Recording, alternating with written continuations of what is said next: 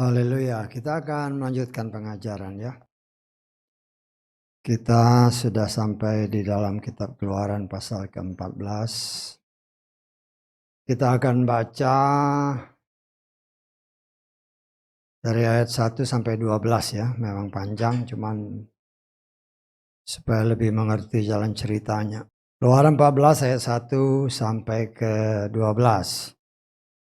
Supaya bacaannya sama, kita baca sebagaimana tertulis di depan. Kita baca 3-4.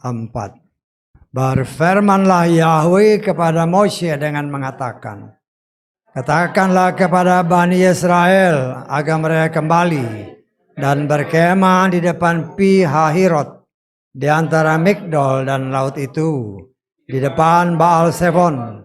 Kamu harus berkemah di seberangnya di tepi laut. Dan Firaun akan berkata tentang Bani Israel, mereka tersesat di negeri ini. Padang gurun telah mengurung mereka di dalamnya. Dan aku akan mengeraskan hati Firaun, dan dia akan mengejar mereka. Maka biarlah aku dimuliakan oleh Firaun, dan oleh seluruh tentaranya, dan orang-orang Mesir akan mengetahui bahwa akulah Yahweh, dan mereka melakukan demikian. Dan diberitahukanlah kepada Raja Mesir bahwa umat itu telah melarikan diri. Maka berubahlah hati Firaun dan para hambanya terhadap umat itu. Dan mereka berkata, apa yang telah kita perbuat ini? Bahwa kita telah menyuruh orang Yesa pergi dari melayani kita. Lalu ia mempersiapkan kereta perangnya dan membawa serta orang-orangnya. Dan dia membawa 600 kereta perang pilihan. Dan pada masing-masing kereta ada perwira-perwiranya. Dan Yahweh mengeraskan hati Firaun, Raja Mesir itu. Lalu ia mengejar Bani Israel. Dan Bani Israel berjalan terus dengan tangan yang teracung.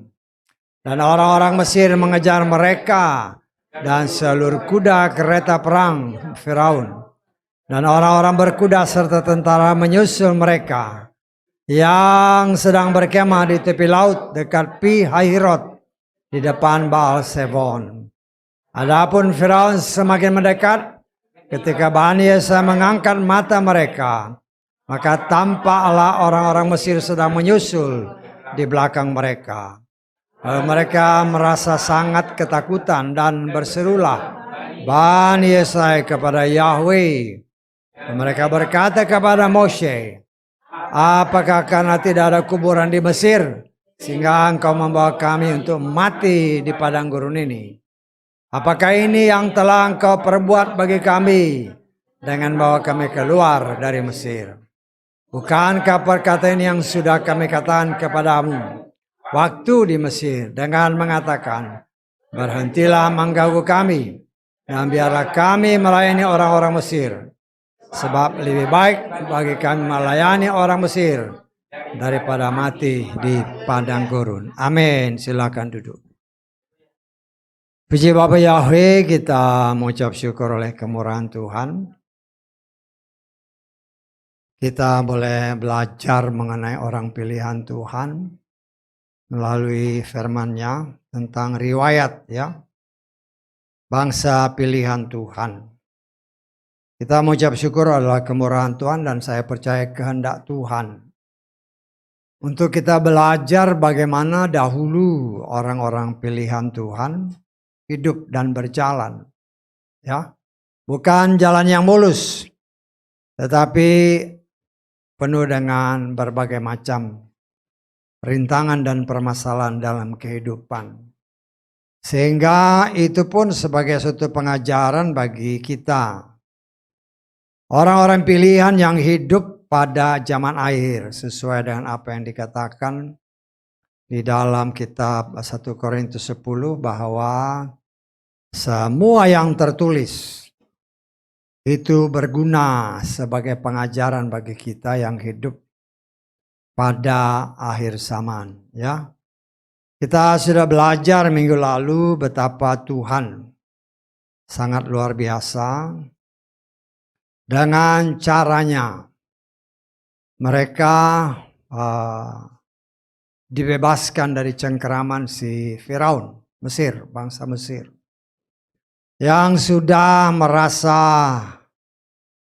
keenakan ketika bangsa Yesaya menjadi budak mereka selama 400 tahun sesuai dengan apa yang dikatakan oleh firman Tuhan.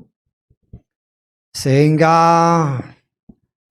ketika Tuhan izinkan 10 tulah menimpa mereka, dan tulah yang terakhir membuat mereka harus melepaskan bangsa Israel, ya. Dan karena itu memang rencana Tuhan, ya. Rencana Tuhan tidak mungkin gagal, ya. Manusia boleh berusaha dengan caranya untuk menggagalkan rencana Tuhan, tetapi Tuhanlah yang memegang kendali atas semua itu, ya. Kita melihat setelah bangsa ini keluar dari tanah Mesir, ya, Tuhan pun menguji mereka walaupun namanya orang pilihan. Kita sudah belajar dikatakan oleh firman Tuhan. Kalau kita lihat memang di peta, ya, di peta perjalanan orang Israel dari Mesir ke tanah perjanjian, tanah Kanaan, ya, itu muter-muter. Akan ada arah panahnya, itu muter baru sampai ke tanah perjanjian, ya. Dan itu bukan salah Tuhan.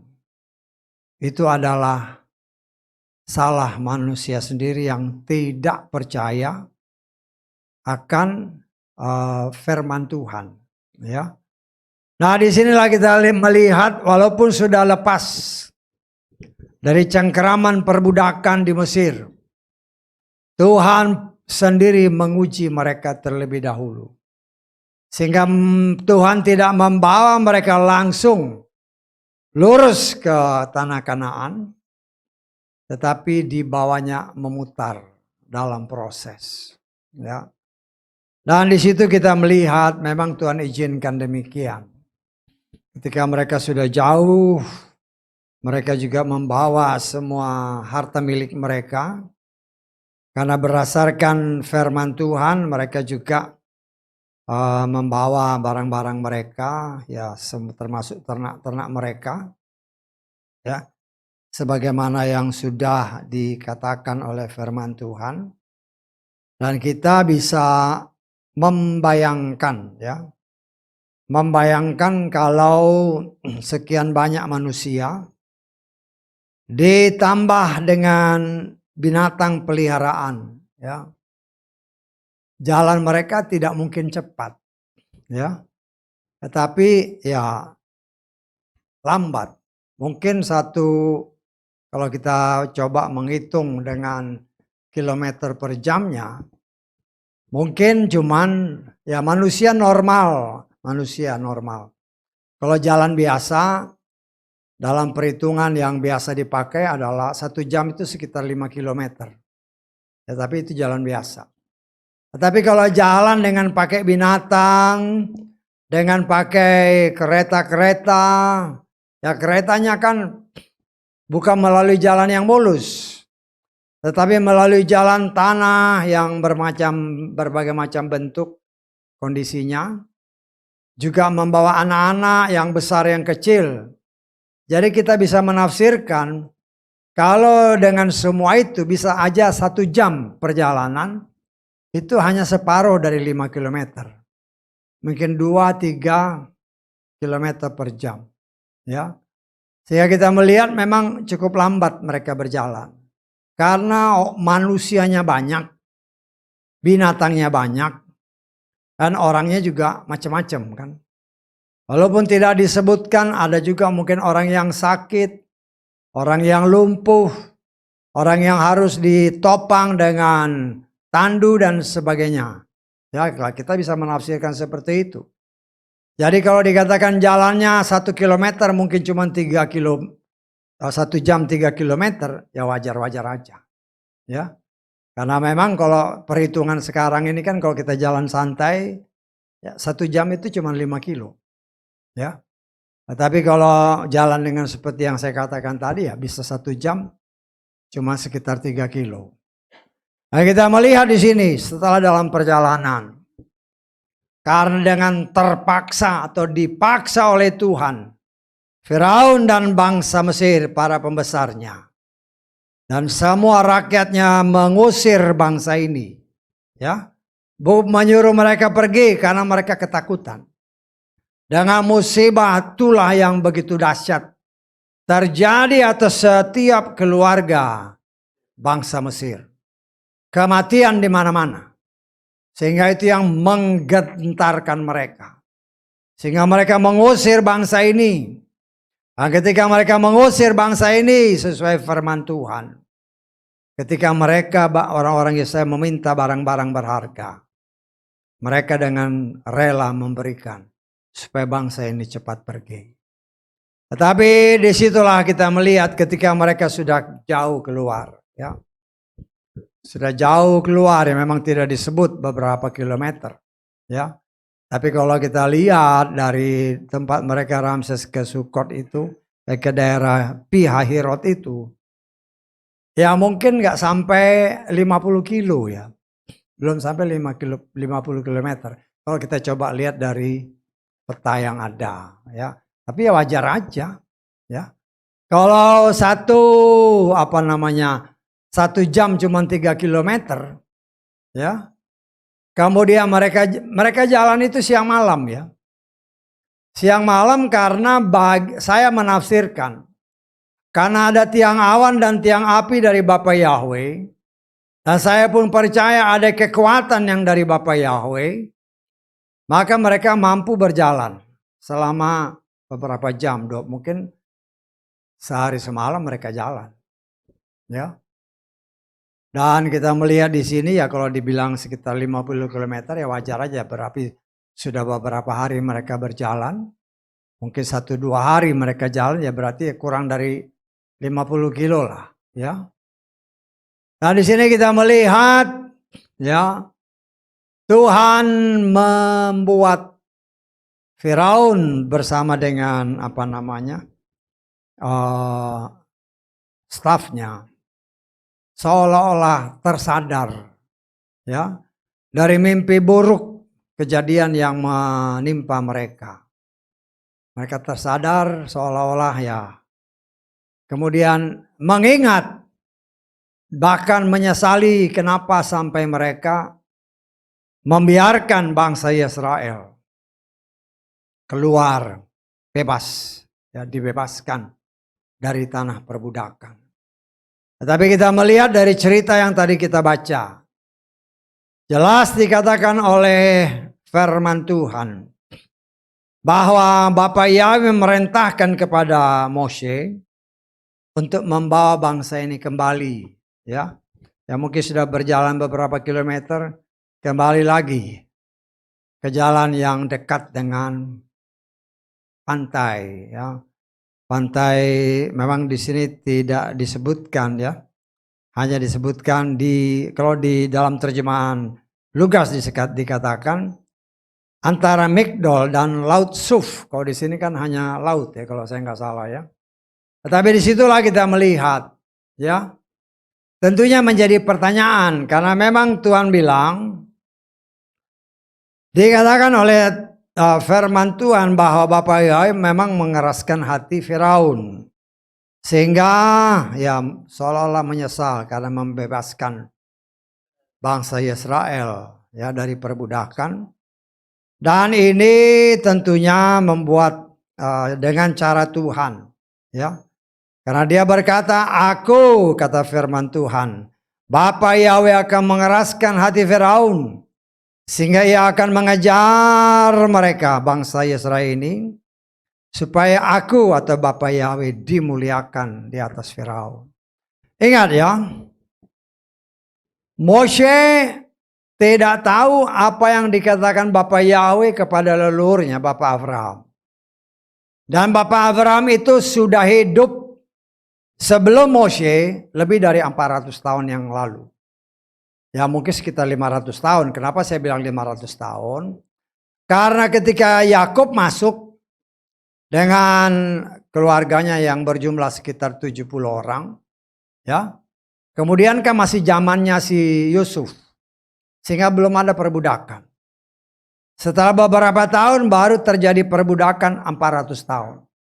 Jadi 400 tahun ditambah zaman antara Abraham dengan Yitzhak dengan Yakub, totalnya bisa sekitar 500 tahun. Ya, kira-kira. Ya. Jadi 500 tahun yang lalu Tuhan Bapa Yahweh sudah berbicara kepada Abraham bahwa keturunannya akan menjadi budak di tanah Mesir 400 tahun. Dan itu memang terjadi. Tetapi tidak cukup karena kan dikatakan di sini. Kenapa Tuhan menyuruh mereka kembali dan hati Firaun dikeraskan oleh Tuhan? Sehingga Firaun mengejar bangsa ini. Terlebih ketika ya mata-matanya kan pasti melihat. Ya mata-mata Raja Firaun ini. Seolah-olah bangsa Yesaya terjebak karena di depannya adalah laut. Di sekelilingnya adalah padang pasir. Secara teori orang perang. Kalau di depannya laut, ya sudah jalan buntu. Ya, jalan buntu bukan buat 1-2 orang. Tapi saya tafsirkan sekitar 2 sampai 3 juta orang. Tapi masalahnya kenapa Tuhan mau supaya si Firaun mengejar bangsa ini. Bahkan bangsa Israel Tuhan perintahkan untuk berkemah di pinggir pantai. Ingat, Tuhan tidak pernah melupakan apa yang pernah dia firmankan. Jadi semua yang dia firmankan, dia sanggup untuk melakukannya. Dan itu yang sekarang dia lakukan. Sebagaimana tertulis, kita lihat di dalam Kejadian pasal 15. Ayat ke-14. Ya, atau kita mulai baca ayat 13 lah. Dia berfirman, Yahweh berfirman kepada Abraham, ketahuilah dengan sungguh-sungguh bahwa benihmu akan menjadi pengembara di negeri yang bukan kepunyaannya, dan mereka akan melayani bangsa itu. Sebaliknya bangsa itu akan memperbudak mereka selama 400 tahun. Perhatikan ayat 14. Bangsa itu yang akan mereka layani, aku juga apa? Akan menghukumnya. Tuhan tidak lupa apa yang dia katakan kepada Bapak Abraham. Ketika bangsa ini sudah dihukum 400 tahun menjadi budak karena dosa leluhurnya. Kemudian karena begitu besar kasih Tuhan kepada orang pilihannya. Orang yang berani menjamah orang pilihan. Ada tertulis, ya. Berarti menjamah biji mata Bapa Yahweh. Kita lihat di dalam kitab Sakaria, ya. Sakaria pasal kedua ayat ke berapa ini? Ayat ke-8, ya. Karena begitulah Yahweh Zebaot berfirman, di balik kemuliaan dia telah mengutus aku kepada bangsa-bangsa lain yang menjarah kamu. Karena siapa yang menjamah kamu berarti menjamah biji mata Bapa Yahweh. Ya. Tuhan tidak lupa akan apa yang difirmankan. Moshe boleh tidak tahu bahwa Bapa Yahweh berbicara kepada Bapa Abraham bahwa bangsa keturunanmu akan menjadi budak, tetapi mereka yang memperbudak bangsa pilihannya akan dihukum oleh Tuhan. Dan itulah yang Tuhan sedang kerjakan ketika Tuhan berbicara kepada Moshe berkemah di tepi laut. Dan ketika mereka kembali, dan bangsa ataupun si Firaun ini dikeraskan hatinya oleh Bapa Yahweh. Ya, ingat Bapa Yahweh itu sanggup membuat hati keras, tetapi juga bisa membuat hati lembut. Ya, karena dia punya kuasa. Karena dia punya kuasa, kalau kita mau kutip sedikit ya. Nah sekarang ini bangsa ini kan bangsa pilihan. Ya, masih mengeraskan hati, banyak yang ateis. Tetapi kalau Tuhan bilang akan ada waktunya. Aku akan memberikan roh yang baru, jiwa yang baru. Aku akan menulis Torahku dalam hati sanubari mereka. Lo otomatis mereka akan berbalik. Dari bangsa yang tidak mengenal Tuhan, tidak mengetahui Yahweh. Ya. Hanya memanggil Adonai, bahkan sama sekali tidak mengenal Tuhan. Lo kalau Tuhan sudah menaruh, ya otomatis mereka akan kembali kepada Bapaknya, yaitu Yahweh. Nah, musuh yang telah memperbudak orang pilihan Tuhan kurang lebih 400 tahun, bahkan 400 tahun kata firman Tuhan. Tuhan berkata, Tuhan berjanji kepada si Abraham dalam firman yang kita baca tadi. Ya, bangsa yang memperbudak orang pilihannya akan dihukum. Dan untuk melaksanakan semua itu, kalau si Firaun tetap tinggal di istananya, nggak mungkin jadi. Karena itu Tuhan punya cara mengeraskan hati Firaun.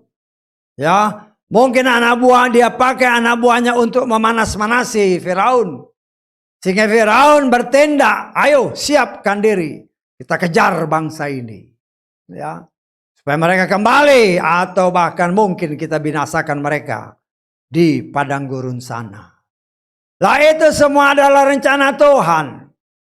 Dan kita melihat memang mereka mempersiapkan diri.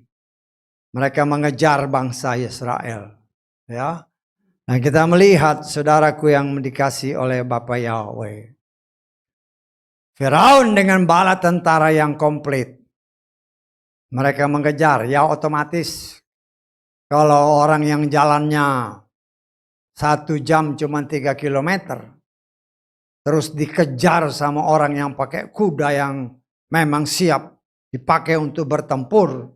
Yang mungkin kecepatannya ya saya nggak tahu, 1 ekor kuda itu ya mungkin bisa 50 km per jam, kita nggak tahu. Ya gampang aja, cepat aja dikejar. Ya. Dan kita melihat di sini ya ketika orang Israel yang atas perintah Tuhan berkemah di tepi Laut Suf antara Migdol dan Laut Suf. Ya, karena itu kan padang gurun. Artinya padang yang terbuka. Ketika ratusan bahkan mungkin ribuan tentara. Ya, walaupun di sini dikatakan dia dikatakan dengan 600 kereta perang. Tetapi tidak disebut tentara yang tidak pakai kereta, mungkin ribuan. Ya. Ribuan. Mereka maju berperang, maju siap untuk menggempur bangsa Israel yang jumlahnya jutaan. Ya, otomatis dia kerahkan tentaranya. Nah, kita melihat ya kalau orang lihat dari padang gurun, ketika kuda menjejakkan kaki di padang pasir, otomatis abunya akan terangkat, akan terlihat dari jauh. Dan ini dilihat oleh orang-orang Israel. Sehingga mereka menduga ini pasti Firaun yang mengejar. Ya otomatis bangsa Israel yang sudah campur aduk dengan bangsa-bangsa yang lain. Ya. Dengan bangsa-bangsa yang lain. Mereka ketakutan luar biasa. Ya. Sehingga keluarlah kata-kata seperti ayat-ayat terakhir yang kita baca. Ya, karena ketakutan mereka marah-marah sama si Moshe. Bukankah sudah kami katakan biar kami melayani bangsa ini? Tetapi engkau membawa kami sampai ke padang gurun untuk apa? Untuk mati di padang gurun. Ya. Kenapa mereka berkata begitu? Karena mereka tidak tahu rencana Tuhan yang luar biasa. Mereka tidak tahu bahwa Bapa Yahweh sendiri sudah berkata kepada leluhur mereka. Orang yang menghajar ataupun yang menghukum kamu akan dihukum oleh Tuhan. Ya. Sehingga dengan cara Tuhan, Firaun memang dikatakan oleh firman Tuhan mengejar bangsa ini. Dan kita melihat karena ketakutan. Akhirnya bangsa ini pun terus berseru, ya. Berseru-seru kepada Bapa Yahweh, kata ayat ke-10. Lalu ketakutanlah mereka semua dan berseru-serulah mereka kepada Yahweh. Ya. Berseru karena ketakutan, ya. Bukan berseru karena iman, tetapi karena takut mati, ya. Sehingga tidak terjadi mujizat, ya.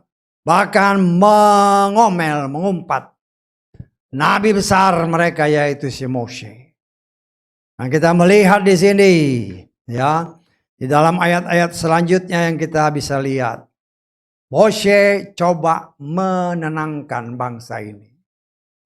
Jangan takut, ya. Di dalam ayat ke-13 dikatakan, jangan takut. Kita lihat ayat 13, ya. Lalu Moshe berkata kepada umat, jangan takut, berdirilah teguh, dan lihatlah keselamatan dari Yahweh yang akan dilakukan bagimu pada hari ini. Sebab orang-orang Mesir yang kamu lihat hari ini, kamu tidak akan melihat mereka lagi untuk selamanya. Terus ayat ke-14, Yahweh akan berperang bagimu, dan kamu akan diam saja. Ya. Nah, saudara, kalau lihat baca ini kan kelihatan kan simpel aja. Ya. Saya percaya bangsa ini tetap ketakutan. Kenapa? Ingat ya, seperti yang saya katakan, saya menafsirkan ada sekitar 2 juta orang. Ada 2 juta orang kan. Pokoknya saya ngomong begini. Terus saya jauhin. Loh, Moshe dulu belum ada mic. Belum ada pengeras suara. Dia ngomong untuk semua orang. Berapa orang yang dengar? Kita kan bisa nafsir-nafsir. Mungkin yang gak dengar jarak mungkin 10 meter, 20 meter dari dia. Berapa orang? Karena itu jangan heran ketika Moshe bilang jangan takut. Tidak semua orang dengar. Hanya orang yang dekat dengan dia yang mendengar perkataan ini. Tetapi orang yang tidak mendengar, ketakutan. Yang mereka tampak, mereka berseru-seru ketakutan. Karena tentara ini semakin mendekat, semakin dekat. Dan kita melihat ketakutan yang melanda. Hampir ya, kalau yang mendengar di sini cuma mungkin katakanlah 100-200 orang yang bisa dengar suara Moshe. Bisa tahu nggak maksud saya? Ya, kan Moshe sendiri nih. Orangnya ada 2 juta. Loh, ini di ruangan seperti ini saya jauhkan mic. Udah nggak kedengeran. Apalagi di padang gurun. Mungkin hanya katakanlah bisa 100 meter ke depan dia bisa dengar. Katakan begitu. Berapa orang? Tetapi yang lain tidak dengar. Yang lain ini yang saya perkirakan lebih dari 2 juta orang. Ketakutan. Berteriak-teriak ketakutan karena musuh semakin dekat. Lo otomatis ini mempengaruhi orang yang dengar. Jangan takut, jangan takut. Ya. Dan disinilah kita melihat cara Tuhan bekerja luar biasa. Ya, Tuhan mau memperlihatkan walaupun ya ada seorang nabi yang menyatakan, firman Tuhan berkata, Tuhan tidak akan melakukan apapun tanpa memberitahu kepada nabinya. Ya. Sehingga kita melihat di sini cara Tuhan yang luar biasa. Dalam hal ini, nabi yang dipakai adalah si Moshe. Ya. Jangan takut. Tapi yang dengar cuma berapa orang. Yang beberapa orang ini jumlahnya amat sangat kecil dibandingkan yang gak dengar. Sehingga yang tidak dengar ini bisa mempengaruhi jumlah yang kecil. Sehingga jangan heran ini mempengaruhi banyak orang. Sehingga banyak orang yang akhirnya juga ketakutan. Tetapi Moshe sudah dididik Tuhan. 80 tahun dia dididik oleh Tuhan. Baik di Mesir maupun di Midian. Sebagai tentara Mesir yang sudah biasa dengan peperangan. Menghadapi penggembalaan domba-domba, saya sudah biasa menghadapi domba-domba yang begitu banyak. Dengan pengalaman 80 tahun. Ya, dia menghadapi bangsa pilihan ini. Nah, kita melihat dia berdiri dengan teguh. Jangan takut. Ya, walaupun matanya juga melihat. Di depan ada laut. Di belakang tentara Mesir mengejar. Tetapi karena perintah Tuhan, itulah yang dipegang oleh Moshe.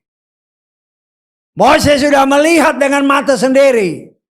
Bagaimana Tuhan sanggup melakukan mujizat-mujizat yang luar biasa.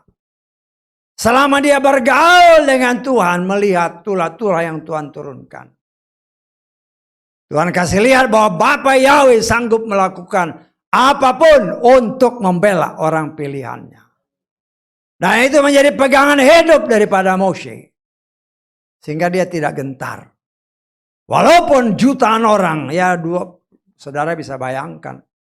Kalau 2 juta, 3 juta orang bersorak-sorak ketakutan. Ya, kalau bukan karena Bapa Yahweh, Moshe pasti gemetar dan juga lari. Tetapi dia berdiri teguh. Dia mencoba menyatakan dengan firman, jangan takut. Yahweh yang akan berperang, kamu diam aja. Tetapi di tengah teriakan dia, seolah-olah tertutup dengan teriakan jutaan orang. Ya, nah, sudah bisa bayangkan. Ya, kalau kita mau main satu orang ada di stadion Gelora Bung Karno gitu kan, hanya nggak pakai mic, siapa yang dengar? Dibandingkan dengan kapasitas mungkin penuh 100-200 ribu orang. Siapa yang dengar? Hanya orang dekat yang dengar. Tetapi di situlah Tuhan mau memperlihatkan juga kepada saudara dan saya. Kalau Tuhan beserta kita. Walaupun sekeliling bersorak mungkin lebih kuat daripada suara Moshe. Tetapi Moshe tidak gentar. Dia percaya bahwa Tuhan yang dia layani dan dia sembah adalah Tuhan yang sanggup melakukan apapun di luar pikirannya. Ya, di luar pikirannya. Sehingga ketika Tuhan berbicara kepada Moshe, angkat tongkatmu. Angkat tongkatmu. Seperti dikatakan oleh ayat ke-16. Kita lihat ya. Namun engkau angkatlah tongkatmu, ulurkanlah tanganmu ke laut, belahlah. Biar Bani Yesaya masuk ke tengah-tengah laut itu dengan kering dasarnya. Ini tidak pernah terpikir oleh Moshe. Bahwa Tuhan akan melakukan mujizat yang luar biasa. Ya, firman Tuhan dikatakan di dalam ayat ke-15. Kita baca ayat ke atasnya dulu. Yahweh berfirman kepada Moshe, ngapain kamu teriak-teriak? Bertindak, ulurkan tanganmu. Belah laut itu. Sama sekali tidak pernah ada dalam pikiran seorang Moshe. Bahwa laut itu bisa dibelah. Dengan cara yang luar biasa. Ya. Saya percaya Moshe nggak pernah berpikir bagaimana ini. Ya. Di sana laut, di sana musuh mengejar. Tetapi Tuhan yang dia percaya adalah Tuhan yang Maha Kuasa. Ngapain kamu teriak-teriak? Ulur tangan bertindak. Kemudian firman Tuhan katakan, ya. Mose taat kepada firman. Dia mengulurkan tangannya. Ya. Dikatakan oleh firman Tuhan. Ya. Di dalam kita lompat ayat ke-21.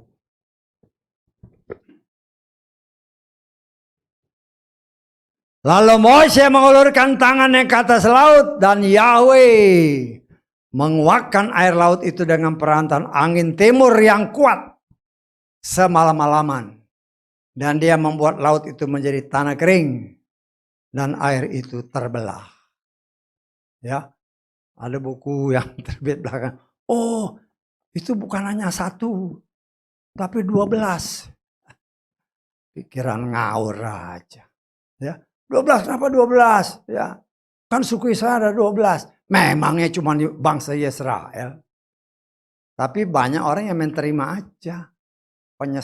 Buku-buku yang menyesatkan. Nah, kita melihat, ya coba saudara bayangkan. Ya, kalau 2 juta orang, bahkan mungkin 3 juta orang yang harus lewat. Tidak mungkin jalannya kecil. Paling sedikit mungkin lebarnya 100 meter. Untuk menyeberangi laut. Karena hanya semalaman. Kan dikatakan oleh firman Tuhan semalaman. Artinya kalau kita hitung semalaman dari jam 6 sore sampai jam 6 pagi. Berarti 12 jam. Ya. Dia jalan dengan kecepatan sekian kilo. Jaraknya memang kalau saya lihat dari petanya. Memang tidak disebut berapa lebarnya laut yang dilewati. Tetapi kalau kita lihat di peta itu memang alur yang paling sempit. Atau jalur yang paling sempit. Katakanlah mungkin 200-300 meter lebar laut yang mereka lalui. Karena itu seperti selat. Ya. Tetapi kita melihat di sini. Saudara bayangkanlah. Saya coba-coba bayangkan. Mungkin katakanlah lebarnya 100 meter. Pakai angin timur. Wush. Logikanya. Ya, kan dikatakan laut ini terbelah. Jadi air di kanan di kiri menjadi tembok. Seperti tembok karena angin. Tetapi kita melihat anginnya itu tidak mempengaruhi bangsa yang lewat. Bisa tanggap? Bagaimana caranya? Kalau angin dari sini saat pasti semuanya kena. Walaupun angin itu bisa belah laut. Katakan ini fan, kan ada fan ini. Fan nyemprot ke sana. Bisa katakan dengan kekuatan, bisa dia belah. Tapi angin ini akan mempengaruhi orang yang ada di depan. Betul nggak? Loh, sekarang bagaimana Tuhan melakukan mukjizat di depan mata orang Israel? Dia belah laut, tetapi besarnya angin yang bisa membelah laut itu tidak dirasa oleh orang Israel. Orang Israel bisa nyeberang tanpa merasakan ada angin yang kuat. Kalau angin bisa membelah laut, apalagi orang, pasti mental. Bisa tak ngomong saya? Jadi kita lihat di sini mukjizat yang luar biasa. Angin timur, tetapi membelah kiri kanan kan. Jadi angin itu belok ke sana, belok ke sini. Orang Israel berjalan di tengah-tengah tanpa merasakan sedikit pun ada angin. Tuhan sanggup melakukan apapun. Dan itu merupakan mukjizat yang dilihat oleh Mose. Sehingga dengan demikian imannya ditambah. Dia heran. Dia tidak melihat jalan. Dia tidak tahu bagaimana harus menyelamatkan bangsa ini. Karena di belakang musuh menyerang. Apa yang tidak dipikirkan, kata firman Tuhan. Kita lihat di dalam 1 Korintus. Pasal ke-2. Ya. Kita lihat ayat ke-9.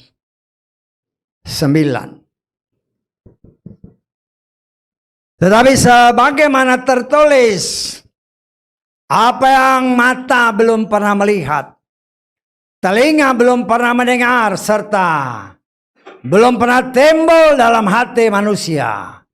Itulah yang telah Elohim sediakan bagi mereka yang mengasihi Dia. Bangsa ini adalah bangsa pilihan Tuhan. Adalah biji mata Tuhan. Bangsa ini, kata Bapa Yahweh kepada Mose, adalah anak sulungku. Mose tidak pernah memikirkan, ya, bagaimana caranya Tuhan menyelamatkan mereka. Mungkin dia pikir, oh nanti Tuhan kirim, bisa aja kilat menghabiskan bangsa ini. Tidak. Apa yang tidak pernah dia pikir, apa yang tidak pernah dia lihat, tidak pernah dia dengar, itu yang dilakukan Tuhan. Tuhan katakan kepada Mose, ulurkan tanganmu. Ya, loh kenapa Tuhan tidak lakukan sendiri? Kan Tuhan bisa tanpa memerintah kepada Mose. Itulah yang dilakukan Tuhan. Supaya Mose pun dipandang dan dihormati oleh bangsanya sendiri. Sehingga Tuhan bukan melakukan langsung mujizat dengan caranya. Tetapi dia melakukannya melalui Mose. Sehingga bangsa ini semakin gentar terhadap Bapa Yahweh dan semakin percaya kepada Mose, utusan Bapa Yahweh yang memang Tuhan kirim untuk menyelamatkan bangsa pilihannya.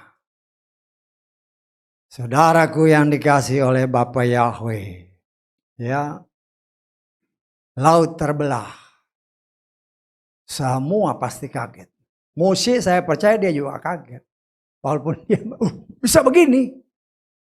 Bisa terbelah, laut kok bisa kering. Tetapi dia cepat bertindak. Apa yang Tuhan katakan, cepat bawa bangsa ini.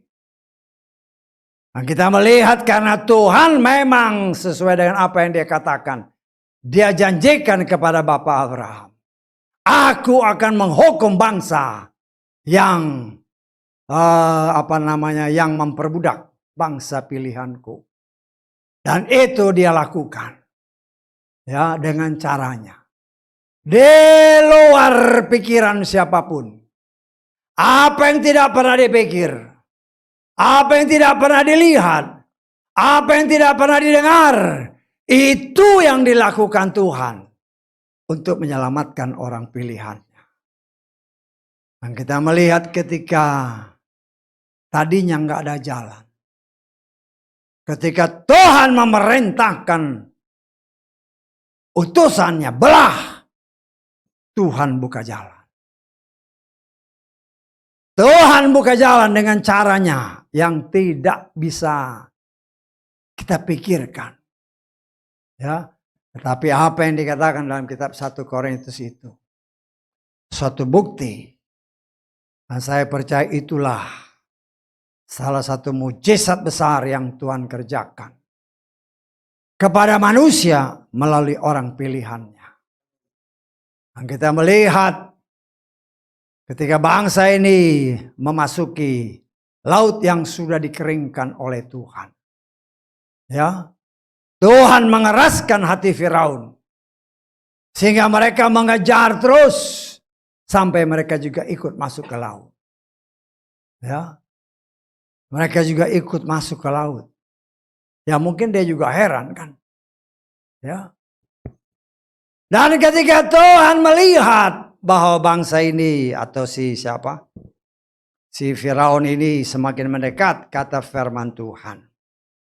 Kita baca di dalam mulai ayat 22. Kitab Keluaran tadi.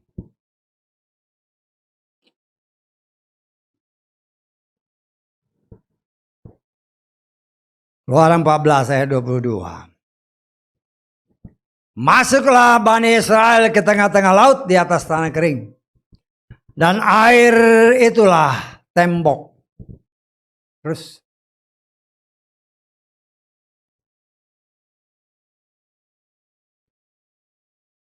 Air itulah tembok bagi mereka dari sebelah kanan mereka. Dan dari sebelah kiri mereka. Orang-orang Mesir serta seluruh kuda Firaun, kereta perangnya dan orang-orang berkudanya juga masuk ke tengah-tengah laut di belakang mereka. Terus terjadilah waktu jaga pagi hari. Jadi dia semalam-malaman ya. Semalaman mereka berjalan. Pada waktu jaga pagi hari, Yahweh melihat perkemahan orang Mesir ada di dekat tiang api dan awan itu. Lalu dia mengacaukan perkemahan orang Mesir. Dia melepaskan roda kereta-kereta perang mereka. Pakai kuda kan. Ya, cara Tuhan. Lo orang Israel kan juga ada yang pakai kereta kan. Seperti yang saya katakan tadi kan dia bawa barang-barangnya.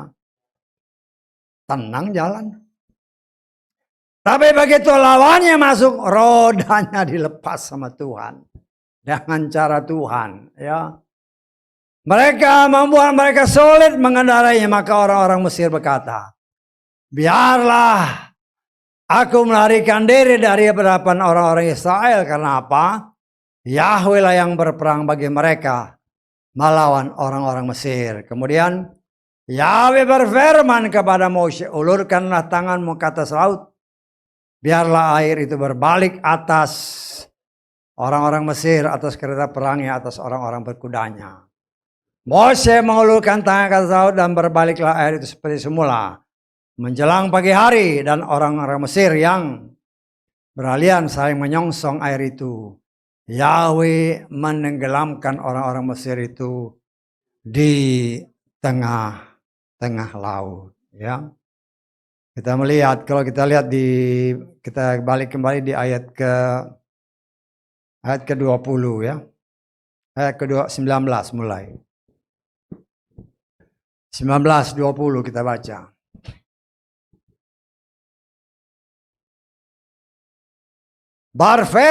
Berpindahlah malaikat Elohim yang sedang berjalan di depan perkemahan Israel lalu berjalan di belakang mereka, dan tiang awan pun berpindah dari depan mereka lalu berhenti di belakang. Turunlah itu di antara perkemahan orang Mesir, perkemahan orang Israel lalu menjadi awan kegelapan. Tetapi bagi yang lain ia membuat malam itu menjadi terang, sehingga sepanjang malam itu yang satu tidak dapat menyusul yang lain. Luar biasa tuh kan, ada tiang awan, tiang api. Ya. Itu berpindah. Tadinya jalan di depan bangsa Israel. Kemudian pindah ke belakang. Karena antara bangsa, kan bangsa Mesir ini menyusul di belakang. Malaikat Tuhan pindah, awannya pindah. Sehingga kita melihat ya, di bagian bangsa Mesir yang mengejar jadi gelap gulita. Karena memang malam kan, ditambah awan jadi gelap. Tetapi di tengah bangsa Israel ada terang yang luar biasa. Ya, saudara bisa bayangkan. Di jarak yang sangat kecil, Tuhan mampu membuat di satu sisi gelap, di satu sisi terang. Luar biasa Tuhan yang saudara dan saya sembah. Dia melakukan mujizat demi mujizat. Dan berdasarkan ayat-ayat yang tadi kita baca. Setelah bangsa ini, bangsa Israel keluar. Tuhan perintahkan Mose, ulurkan tanganmu. Dan laut itu kembali. Saudara bisa bayangkan, mungkin ya kita memang nggak disebut berapa dalamnya laut itu. Kalau 10 meter aja lumayan. 10 meter ya. Buang, mati konyol semua. Kereta-kereta hancur semua. Cara Tuhan sebagaimana janjinya kepada leluhur mereka. Orang yang memperbudak mereka akan dihukum. Dan Tuhan punya cara untuk menghukum bangsa ini. Dengan cara yang tidak pernah terpikirkan oleh siapapun. Tuhan lakukan mujizat yang sangat luar biasa. Kita melihat di sini. Untuk membela orang pilihannya. Ya. Dan untuk menyelamatkan orang pilihannya dari tangan-tangan orang Mesir. yang mau mengejar mereka kembali. Tuhan binasakan semuanya. Sehingga seperti apa yang dikatakan Mose kepada bangsanya. Kamu tidak akan lagi melihat bangsa Mesir ini. Karena semua dibinasakan oleh Tuhan dengan caranya. Sangat luar biasa. Sehingga dikatakan oleh firman Tuhan, kita baca ayat 31. 30 mulai.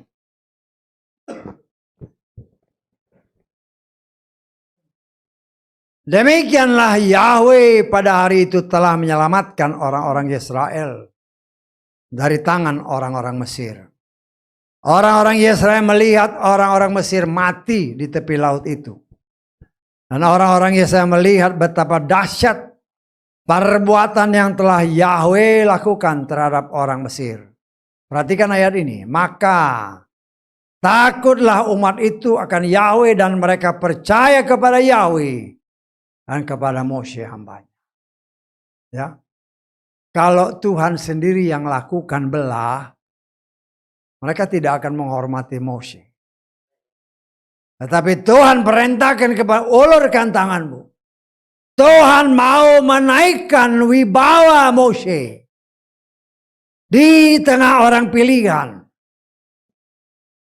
Di tengah bangsanya sendiri. Dan firman Tuhan mengatakan. Ketika mereka sudah keluar. Mereka mengagungkan Yahweh. Dan mereka pun menghormati Mose sebagai pelayan Tuhan. Yang dipakai Tuhan dengan cara yang luar biasa. Saudaraku yang dikasihi oleh Bapa Yahweh. Firman Tuhan berkata. Sebagaimana tertulis dan yang senantiasa. Kita diingatkan oleh Tuhan. Ya. Sebagaimana tertulis 1 Korintus pasal ke-10. Ayat ke-11 sebagai suatu pegangan bagi saudara dan saya. Semua contoh ini telah terjadi kepada orang-orang itu. Dan telah dituliskan sebagai peringatan bagi kita. Yang untuk siapa akhir zaman telah tiba. Kejadian yang saudara dan saya baca tadi. Ya. Kurang lebih. Ya. Antara kita dengan Yeshua 2000 tahun. Antara Yeshua dengan Daud 500 tahun. Antara Yeshua dengan Daud 1000 tahun. Kemudian Daud dengan Mose sekitar 500 tahun. Jadi totalnya 3500 tahun yang lalu itu telah terjadi. Tetapi harus saudara dan saya ingat. Tuhan tidak berubah. Ya. Tuhan tidak berubah. Apa yang tertulis itu tetap berlaku sampai saat ini. Apa yang telah terjadi kepada bangsa Israel dahulu. Sebagaimana tertulis menjadi pengajaran bagi saudara dan saya yang hidup pada akhir zaman. Berbicara bangsa Mesir. Berbicara Firaun. Berbicara kuasa kegelapan. Firman Tuhan berkata dalam kitab 1 Yohanes pasal ke-5. Bahwa dunia ini dikuasai oleh si jahat. Oleh Firaun akhir zaman. Dikuasai. Tetapi oleh kasih karunia Tuhan. Saudara dan saya yang adalah umat pilihan Tuhan. Ya. Kita bangsa pilihan Tuhan yang hidup pada akhir zaman. Ya. Kita tadinya ada di bawah kuasa kegelapan. Kita tadinya diperbudak oleh dosa. Tetapi ada tertulis. Tuhan sudah menetapkan siapa yang akan diselamatkan. Dan siapa yang akan dibinasakan. Dan orang-orang yang akan diselamatkannya, Dia punya cara untuk membebaskannya dari perbudakan dosa karena dunia dikuasai oleh si jahat. Saudara dan saya dipanggil keluar dari tanah perbudakan dengan cara Tuhan. Dari tanah perbudakan dosa. Ya, dengan cara Tuhan kita dipanggil keluar. Ya. Dan kita melihat cara Tuhan yang luar biasa. Saudara dan saya, ya, ketika mendengar panggilan Tuhan, seperti yang dikatakan oleh firman Tuhan tadi, Tuhan sanggup mengeraskan hati si Firaun. Ya, kita pun tadinya dikuasai oleh Firaun akhir zaman. Sehingga kita pun tidak kenal siapa itu Yahweh. Siapa itu Yeshua kita nggak kenal. Tetapi kalau Tuhan yang menaruh Torahnya dalam hati kita. Ketika kita mendengar panggilannya. Bukan dengan kekuatan kita. Tetapi Tuhanlah yang menarik sebagaimana tertulis dalam kitab Yohanes. Kalau bukan Bapa Yahweh yang menarik, tidak mungkin orang bisa datang kepada Yeshua. Kita sudah dipilih, kita ditarik keluar dari penjara dosa, penjara si jahat.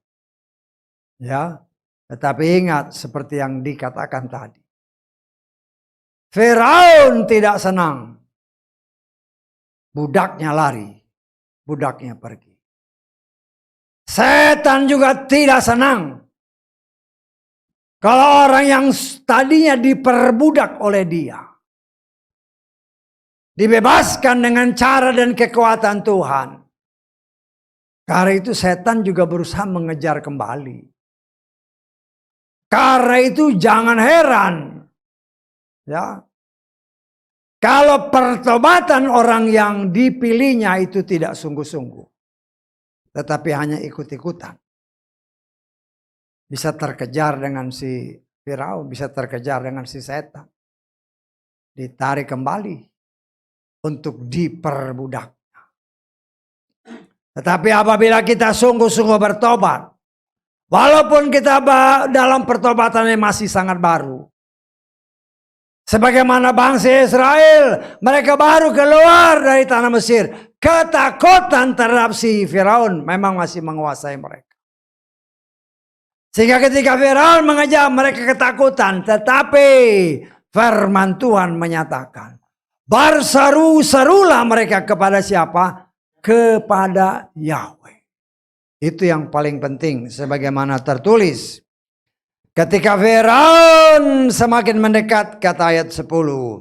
Bani Yesaya melihat bahwa orang-orang Mesir menyusul di belakang mereka. Lalu ketakutan mereka semua. Berseru-serulah mereka kepada Yahweh.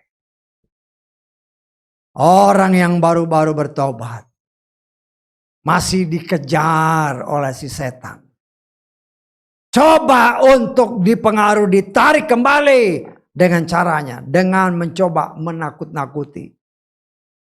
Tetapi apabila orang pilihan berseru-seru kepada siapa yang dia percaya. Yahweh di dalam Adonai Yeshua Mashiach. Ya, orang yang memanggil namanya. Orang yang berseru kepadanya. Tidak akan dibiarkan olehnya. Ya, tidak akan dibiarkan olehnya. Ya, dan kita melihat pembelaan Tuhan luar biasa. Walaupun dalam ketakutan, tetapi tidak mau kembali. Walaupun ya kadang-kadang ngomongnya ini, ngomongnya ngawur, ngomongannya duniawi. Ya, tetapi kita oleh kasih kemurahan Tuhan, kita diajar hati-hati dengan omonganmu. Jangan ya, bangsa Israel kan dikatakan menggerutu ketakutan karena ketakutan menggerutu. Keluarlah kata-kata penyesalan. Jangan sampai keluar kata-kata penyesalan.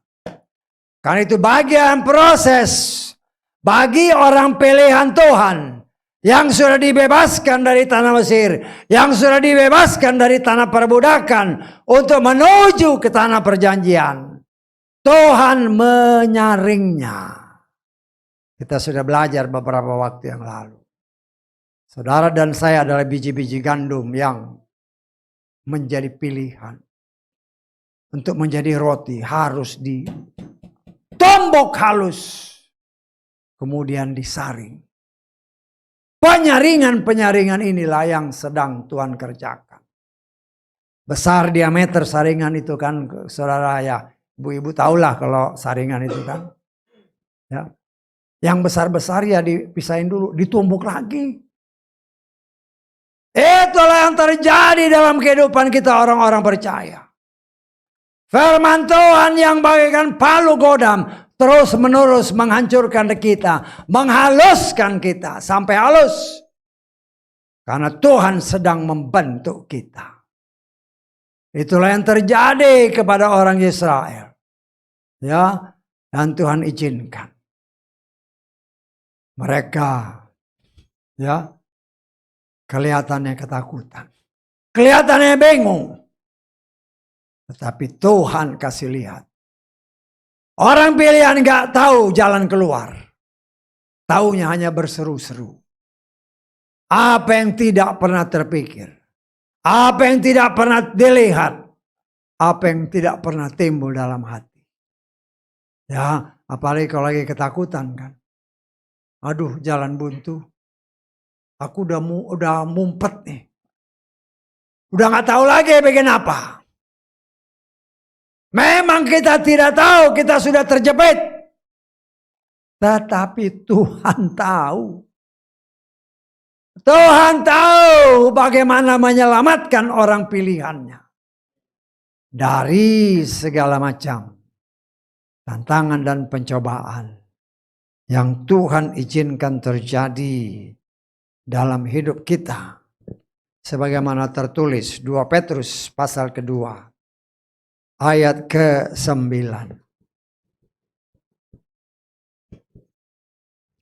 Yahweh sudah mengetahui bagaimana melepaskan orang-orang saleh dari pencobaan dan menyiapkan orang-orang yang tidak benar pada hari penghakiman untuk dihukum. Ya. Orang-orang saleh. Ya. Hanya sekarang apakah kita sudah saleh? Kan itu jadi masalah, ya. Tetapi kita melihat di dalam 2 Petrus pasal 1 ayat ketiga. Dikatakan oleh firman Tuhan. Sebagaimana kekuatan ilahinya. Maka segala hal, perhatikan. Untuk kehidupan dan kesalehan. Telah dianugerahkan kepada kita lewat apa? Pengenalan penuh akan Dia yang memanggil kita melalui kemuliaan dan kebajikan. Bagaimana kita mengenal Dia dengan penuh? Sebagaimana tertulis. Jawatan-jawatan yang diberikan Tuhan. Dengan hikmat yang Tuhan berikan. Untuk mengajar orang pilihan. Supaya mereka memiliki pengenalan yang penuh akan Tuhan. Jadi bukan sembarangan segala sesuatu harus ada kaitan-kaitannya, ya. Kita lihat di dalam Efesus pasal keempat ayat ke-11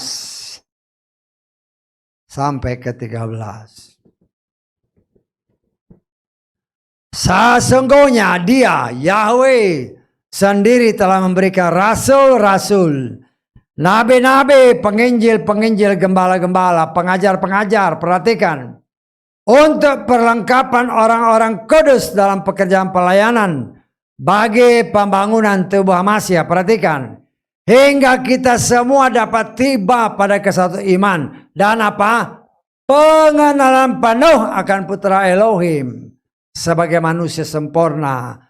Menuju taraf kedewasaan kepenuhan.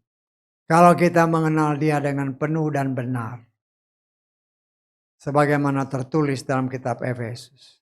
Terjadilah apa yang dikatakan kitab 2 Petrus tadi. Bagaimana kita hidup saleh. Dan kalau kita hidup sesuai dengan apa yang diperintahkan, maka terjadilah apa yang dikatakan di dalam kitab Petrus tadi. Bapa Yahweh sudah mengetahui bagaimana menyelamatkan orang-orang saleh. Saudara dan saya bagian daripada orang-orang salehnya yang terus-menerus dibentuk oleh kebenaran firman. Firman yang begitu luar biasa adalah pribadi Yesua sendiri. Mungkin secara daging masih belum seutuhnya kita bisa mempraktekkannya. Tetapi jangan pernah menyerah. Tetapi terus belajar. Memohon pertolongan Roh Kudus. Sehingga bukan saja membuat kita mengerti firman Tuhan dengan benar. Tetapi juga mempraktekkannya dengan benar. Karena ketika kita mempraktekkan firman itu. Sadar ataupun tidak sadar. Firman itu yang akan membersihkan kita. Kan kita sudah belajar beberapa waktu yang lalu. Firman itu yang membersihkan. Kata Yohanes. Pasal ke berapa kita lihat pasal Yohanes. Pasal ke-15. Ayat ke-3. Dikatakan oleh firman Tuhan. Kamu memang sudah bersih. Karena apa? Karena firman yang telah kukatakan kepadamu. Artinya sepatah kata firman Tuhan. Yang dipercaya oleh perwira. Katakan sepatah kata itu cukup. Sepatah kata kalau itu firman Tuhan. Firman itu yang akan membersihkan kita. Sehingga kita layak di hadapan hadirat. Karena itu saudaraku yang dikasih oleh Bapak Yahweh. Sebagaimana bangsa pilihan Israel. Terus menerus diancam oleh dunia ini. Untuk membuat mereka kembali kepada tanah perbudakan. Demikian juga orang yang menamakan diri orang pilihan Tuhan. Saudara dan saya. Terlebih setan juga mengetahui atau ancar-ancar dia sudah tahu. Bahwa waktu kedatangan Yesua sudah sangat dekat. Karena itu dengan berbagai macam cara dia berusaha.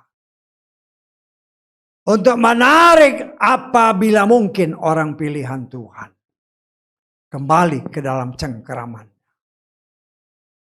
Dan kalau dia muncul sendiri.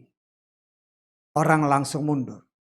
Dia pakailah Hamasya palsu.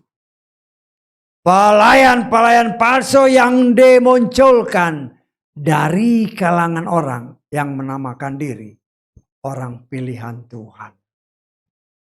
Dan itu memang terjadi saat ini. Dan orang pilihan Tuhan pun tidak menyadari. Karena apa? Karena terlalu memuja mereka yang menamakan diri pelayan-pelayan Tuhan. Sehingga tidak lagi berpikir yang dikatakan ini apakah sesuai yang tertulis ataukah sesuai dengan apa yang diingini oleh setan. Pengetahuan palsu diberitakan tetapi dianggap sebagai kebenaran. Kata Timotius pasal ke-6. 1 Timotius pasal 6 kita baca lagi ayat 20 dan 21. Tapi terjemahan ini yang ini agak kurang bagus. Tapi kita lihat aja lah.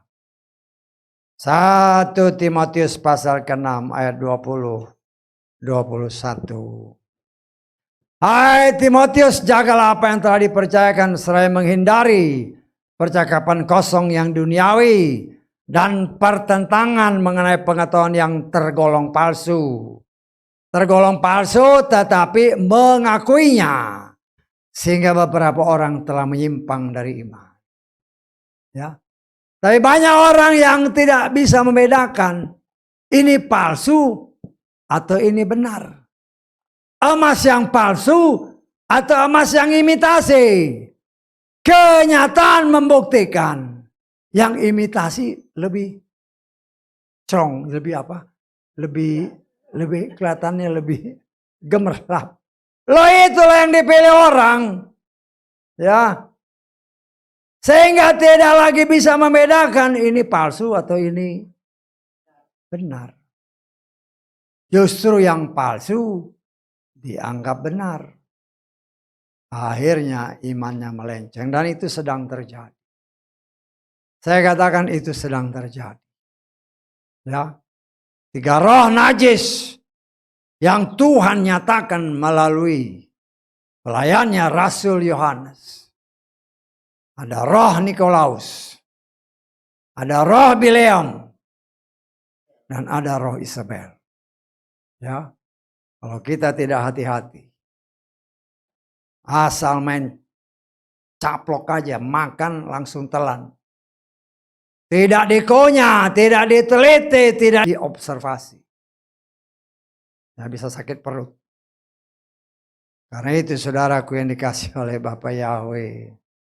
Apa yang Tuhan ajarkan kepada saudara dan saya melalui kejadian.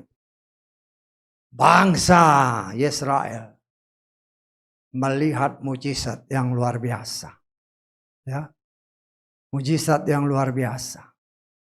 Mereka berjalan di tengah mujizat. Tetapi mereka tidak merasakan goncangan yang membuat mereka binasa. Ya, kalau seperti yang saya katakan, ini kan angin besar loh. Angin itu bisa belah laut. Tetapi angin yang besar tidak dirasakan oleh orang Israel. Disitulah mereka melihat luar biasanya Tuhan. Yahweh yang menyelamatkan mereka. Yang juga saudara dan saya sembah. Karena itu saya sebagai pelayan Tuhan hanya bisa mengimbau. Jangan sampai kita tertipu dengan pengetahuan-pengetahuan palsu yang bermunculan di mana-mana. Ya, karena keselamatan itu adalah urusan pribadi. Ya, urusan pribadi. Hati-hati dengan apa yang kita dengar sesuai Ibrani pasal 2 ayat 1. Kau salah dengar, karena iman kan datang dari pendengaran. Kau salah dengar, imanmu bisa melenceng. Tapi biarlah kita mohon kepada Tuhan. Jadikanku tawananmu Roh Kudus. Jadikan panca indraku dikurung oleh kuasamu. Sehingga apapun yang dari luar tidak akan pernah bisa menjamahku. Kenapa? Karena kekudusanmu sebagaimana Ayub dipagari oleh Tuhan. Karena dia hidup benar. Demikian juga saudara dan saya. Apabila kita hidup benar tanpa kita minta ya, Tuhan mengirimkan pagar yang luar biasa sehingga tidak bisa dijamah oleh si jahat. Karena itu saudaraku yang dikasih oleh Bapa Yahweh, ya, tetap berseru kepada Tuhan. Percaya kepada Dia bahwa Tuhan yang saudara dan saya sembah sama dengan Tuhan yang disembah oleh Moshe dan bangsa Israel. Tetap maju, terus maju, karena kita belum sampai di tanah perjanjian. Tetapi selama dalam perjalanan menuju tanah perjanjian, proses demi proses Tuhan kerjakan. Tetapi percayalah, ya, percayalah. Bukan saja Israel secara jasmani masuk ke tanah Kanaan. Tetapi Israel rohani pun masuk ke tanah Kanaan. Sebagaimana rahasia yang Tuhan singkapkan bagi kita. Bukan saja Joshua, tetapi Kaleb, anjing, orang di luar Israel juga masuk ke tanah Kanaan. Karena kemurahan Tuhan. Kaleb memang salah satu artinya anjing. Tetapi anjing sangat setia kepada tuannya. Kemanapun Tuhannya pergi, dia ikut. Miliklah hati yang setia kepada Bapa Yahweh. Sehingga kita pun Israel rohani oleh kemurahan Tuhan sampai di tanah Kanaan. Dan menginap bertemu dengan dia. Kita lihat, oh betapa indahnya Tuhanku. Wajahnya aku lihat. Aku berhadapan muka dengan muka. Haleluya, amin.